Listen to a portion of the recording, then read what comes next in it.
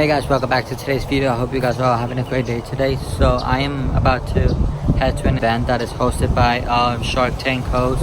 One of the Shark Tank hosts, his name is Robert Herjavec, and I thought it would be a really interesting video if I brought you guys along. So make sure you guys like, share, and comment, and subscribe, so you guys can let me know how the video went. And yeah, I will see you guys over there. And if you watch the show, it's obvious, right? But it just goes to show you, it doesn't matter what your degree's in. The problem with this country today is not education. You should always get the most amount of education that your parents are willing to pay for. Absolutely. And if your parents come from money, absolutely pay for it. But you should not get into debt, because the problem is not the formal education, the problem is knowledge. How do you know what to do? Now, this little girl watched Shark Tank and she got some ideas. When I wanted to start a business, I went to my dad. 85% of people who start a business in this country, one of their parents was a business owner, which is great if you're in that blue-collar guy sweeping floors in a factory. So I go to him and I say, I want to start a business. Teach me something. He says, you no worry. Tomorrow you come. I bring guy. So he brings this guy. So I sit down with this guy. It's kind of like a mini Shark Tank. And I started asking him, how do you start a business? What do you do? Where do you go? Blah, blah. The guy doesn't know anything. Like, the guy's just looking at me. Anyway, the guy leaves, and I say to my dad, why was I talking to that guy? He didn't know anything. And my dad, in his thick Eastern European accent, says, you idiot! He's super successful. Do you know why? He had more seniority in the union than my dad. So what that meant was, if there was a layoff at the factory, my dad would lose his job, and this guy wouldn't.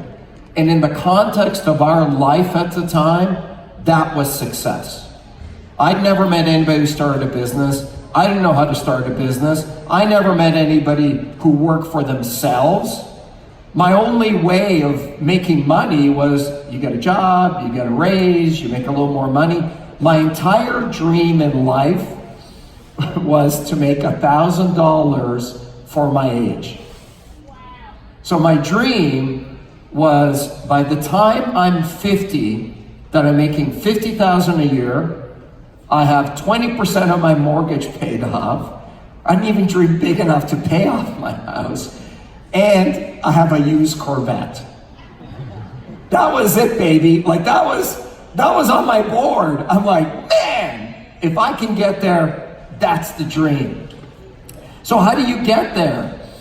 I didn't know what to do. I wanted to start a business. I'm all over the map, and I had this epic moment that I saw an ad, and I forget whether I saw an ad or somebody told me about it. It was about a seminar, and it was about a Tony Robbins seminar. And I'm like, I don't know Tony Robbins, who's that guy? What I really remember to this day, this is a long time ago, is all my friends telling me not to go because it was such a waste of time. All those friends are still working at McDonald's, by the way. But I went, and I sat there, and I bought a ticket, and I think it was $395 or something, which was a lot of money for me. And I kind of sat in the front row, and it just blew my mind, because I had never, one, met somebody like that. Two, I had never had anybody tell me that anything I want to do is possible. And I know that sounds really simple, but as a poor immigrant who always felt he wasn't good enough and it was really hard, it was really an eye-opening experience for me. And so I learned a lot and subscribed to the program, and it really just kind of lighted the way for me in the future and gave me some confidence. So today you're going to hear about two people on our team. You're going to hear about two of my passions. One is business and one is real estate. And you know, real estate for me, I love physical stuff you can touch and feel and all that kind of stuff, like land. You know what my dad loved real estate. You know why? They're not making any more of it. I mean, that's a typical immigrant thing. They love to say that. So you're going to hear from Steve, who's going to talk about the real estate program, and you're going to hear from Tim about the entrepreneurial business program. And I hope that you're going to learn a lot from them. And, you know, I used to race cars a number of years ago, and I never did well. I crashed a lot of cars. So people say, do you used to race cars? I said, well, I used to crash cars. And I thought I knew what I was doing, and then I kind of got better and better, and I started coming in 5th and 6th. I could never get on the podium. And a guy said to me, how are you ever going to get on the podium? You don't know what to do. And I thought I was great at it. So I went out and I hired the top racing coach in North America, and within 2 months, I came in 3rd. And then I came in 2nd, and I came in 1st. What I learned out of that is, if you want to get somewhere where you've never been, you should go listen to somebody who's been there, right? I love real estate. It's a great business. I've done well in real estate over the years, and I just think there's an element of romance for me about real estate. It's physical, I can see it, I can touch it. My other business is computer security. You know what you can feel and touch? Nothing! It's all in the cloud, it's all thin. I love that part of it. I want to applaud you, first of all, for all being here, because you got to take that first step in order to get somewhere. Nothing starts without some level of action.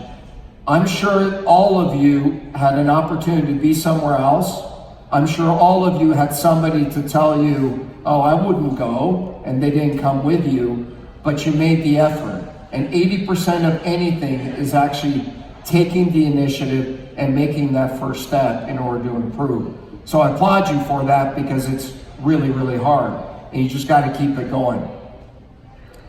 The reason I decided to create this program, and I hope you learn from it, I think it's a great program that gives you a lot of guidance. The action is still up to you. Like, I just want to be clear on that. The program isn't going to do it for you. The program isn't going to get up every day and hustle and work really hard for you. Nothing ever replaces your need to work hard. I get up every day around 5 o'clock. I sleep 3 to 4 hours a day to this day. You know what all my friends say to me? I wish I was born like that. I'm like, what do you mean? Well, I wish I could only sleep 3-4 hours a day, because aren't you tired? And I'm like, of course I'm freaking tired.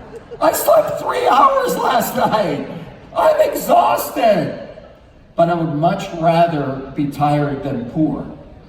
And what I've learned is, the less you have, the harder you gotta work. It's just that simple. If you start with nothing and the person next to you comes from a better family or has more money or a better education, you just got to work harder, because the greatest equalizer in life is 24 hours. Everybody in this room is going to get 24 hours.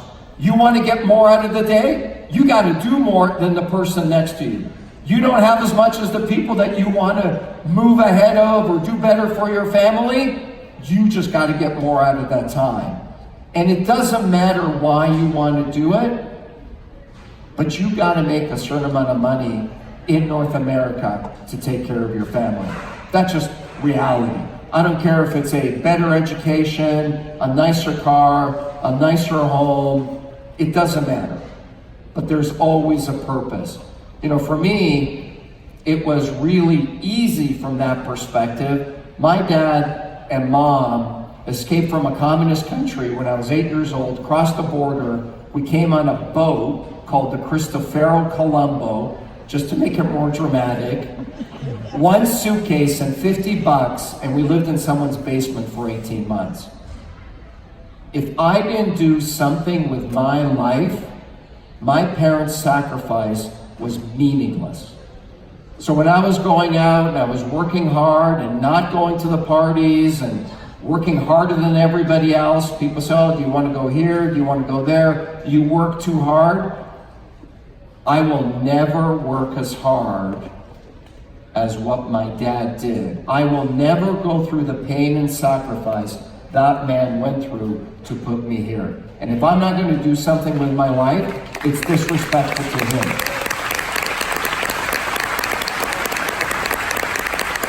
So what I'm hoping for is that the program gives you an outline. It shows you a way and a trajectory in order to move forward. It's my experience, it's my life. I've just tried to put it down into something that hopefully helps a lot of other people. And I think it adds a lot of value from a way to go. You know, a popular quote of mine is, all the world owes you is an opportunity. I used to complain. I have this great story. I'm 12 years old. I go to school, and the kids made fun of me, and I was this little immigrant kid, wore the same clothes every day. They were always clean because my mom made sure they were clean. So I come home and I'm complaining to my mom how I have no friends and nobody likes me, and why am I not better looking? Why am I not taller? Bah! And of course my mom's sitting there listening. And then my dad comes home from the factory that he walked to, because we were trying to save every penny to get a nicer apartment because we lived in crap. So he walks home, gets food, eats, and then goes back for a second shift. And there I am in the kitchen complaining that I don't have any friends. And he looks at me and he says, never complain. And it really, really struck me. Years later, my dad got laid off in the fact, no, he got fired because his company called Dominion Warehouse got bought by a big venture capital firm. So they shut the company down, they took the money out of the pension fund, and my dad lost his job. And I said to him, don't worry about it, we're gonna file for unemployment. And I'm not making a judgment whether it's right or wrong. You know what my dad said to me? He said, I'm not filing for unemployment. This is a great country. It gave me the opportunity. It's up to me to go out and make it. All the world owes you is an opportunity. Love that story. Love that story. So I'm going to be here for the whole night. Please stick around afterwards. We're going to talk a little bit about the business entrepreneurial part. We're going to talk about real estate right now. But super, super excited that so many people are here. Wow. I have a home in Florida, believe it or not, in Miami. I used to come here all the time because I used to live in Toronto. When you live in Toronto, it's really cold. And then you kind of want to come down to the warmth, but super exciting. Final story I just want to tell you a little bit about is belief and action. So I think I'm a highly motivated guy. And a couple of months ago, I'm sitting around and I want to test this theory of mind over matter, right? Because people always say, you just got to believe. You just got to believe. And I think a lot of people mistake that for, well, if I just believe strong enough, I don't need the action to back it up. So I want to try the theory. I'd never run a marathon. My wife was out of town. I said, I'm going to run a marathon.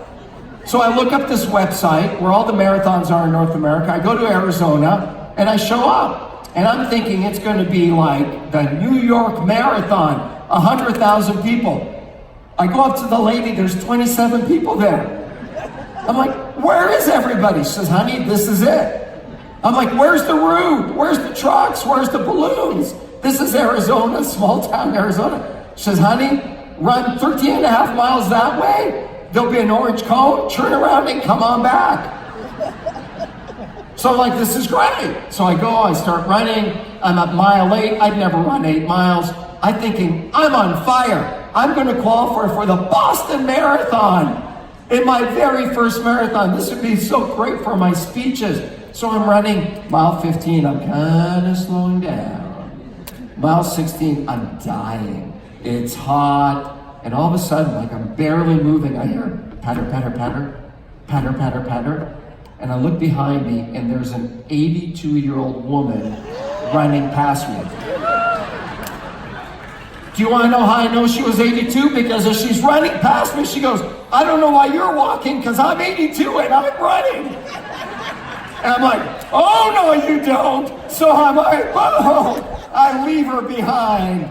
Mile 19, I can't even walk anymore. So I'm walking along, and all of a sudden I hear patter, patter, patter, patter, patter. And just before she gets to me, I turn around and go, no, you don't. That's enough. So she runs by me. You know what I do? I go across the street and I start hitchhiking.